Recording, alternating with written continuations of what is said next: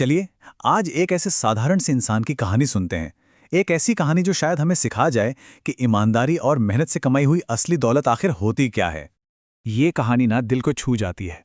मतलब हमें ये याद दिलाती है कि जिंदगी में असल में क्या चीजें मायने रखती हैं। तो चलिए साथ में चलते हैं मोहन की दुनिया में। तो हमारी कहानी के जो हीरो हैं वो है मोहन। और जानते हैं सब उन्हें प्यार से क्या बुलाते थे? ठेले वाला चाचा। बिल्कुल सीधे साधे इंसान थे, पर उनका दिल भई सोने का था। तो सवाल ये है कि मोहन असल में थे कैसे? कैसी थी उनकी रोज की जिंदगी? आइए जरा करीब से जानते हैं। सोचिए, शहर का एक किनारा, वहीं रहते थे मोहन। उनके पास सच कहें तो ज्यादा कुछ था नहीं, बस एक पुराना सा ठेला था जिस पर वो चाट और फल बेचा करते थे। पर हां, एक चीज थी जो सबसे कीमती थी, उनकी ईमानदारी। जो भी कमाते थे ना, उसी में खुश रहते थे। देखिए, मोहन सिर्फ एक ठेले वाले नहीं थे, वो तो उस जगह की, उस कम्युनिटी की जान थे। हाँ, उनकी चाट तो कमाल की थी ही, लेकिन लोग खिंचे चले आते थे उनके हंसमुख चेहरे, उनकी साफ सफाई और खासकर बच्चों के लिए उनके प्यार की वजह से। और यही बात उनकी पूरी सोच को बयां करती है। जब भी बच्चे उनके पास चाट खाने आते थे, वो प्यार से थोड़ी सी ज्यादा चाट दे देते थे और हमेशा एक ही सलाह देते थे। उनके लिए असली कमाई पैसा नहीं थी, असली कमाई थी अच्छी पढ़ाई, अच्छी तालीम। लेकिन कहते हैं ना, हर कहानी में एक मोड़ जरूर आता है, और मोहन की कहानी में भी ऐसा ही एक मोड़ आने वाला था। एक ऐसा मोड़ जो उन्हें उनके कंफर्ट जोन से बाहर ले जाने वाला था। तो हुआ यूं कि शहर में बच्चों का एक मेला लगा। मोहन के मन में आया, अरे वाह, वहां जाऊंगा तो ज्यादा ग्राहक मिलेंगे। बस इसी एक उम्मीद के साथ उन्होंने हिम्मत की और मेले में अपना ठेला लगा दिया। ये उनके लिए कोई छोटा मोटा फैसला नहीं था, एक बड़ा कदम था। पर जैसा सोचा था वैसा हुआ नहीं।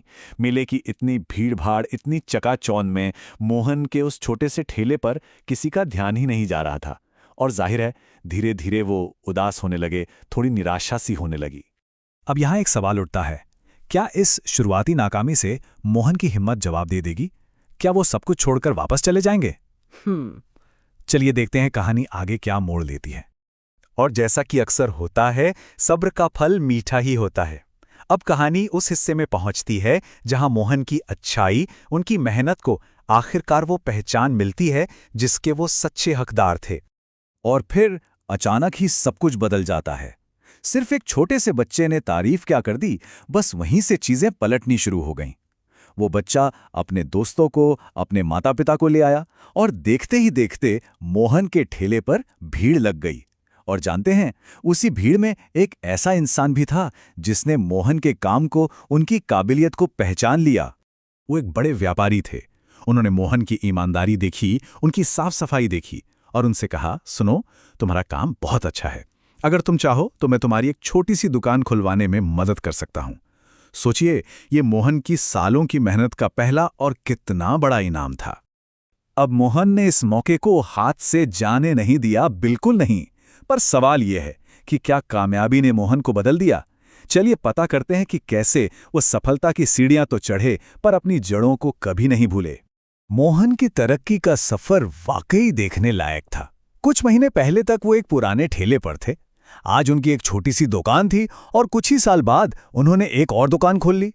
मतलब एक ठेले से दुकान और फिर एक और दुकान तक का सफर। लेकिन पता है सबसे अच्छी बात क्या थी?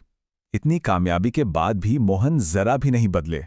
वो अपना वो पुराना ठेला उसे आज भी संभाल कर रखते थे, शायद एक याद की तरह जो उन्हें हमेशा बताता था कि उन्होंने शुरुआत कहां से की थी। वो आज भी भूखे लोगों को मुफ्त में खाना खिलाते थे और बच्चों को हमेशा पढ़ाई के लिए हिम्मत देते थे। और इसी के साथ हम पहुंचते हैं इस कहानी के सबसे अहम सबक पर। एक ऐसा सवाल जो ये कहानी हम सबके सामने रखती है कि आखिर असली कमाई या असली दौलत का मतलब है क्या? इस कहानी से एक बात तो बिल्कुल साफ हो जाती है, असली अमीरी सिर्फ पैसों से नहीं आती। असली अमीरी तो होती है अच्छे कामों में, दूसरों की मदद करने में और अपने उसूलों पर टिके रहने में। मोहन, हाँ, वो पैसों से तो अमीर हुए, पर अपने नेक कामों की वजह से वो उससे कहीं ज्यादा अमीर बन गए। तो जाते जाते ये सवाल हम सबके लिए हैं, मोहन की कहानी से हम क्या सीख सकते हैं?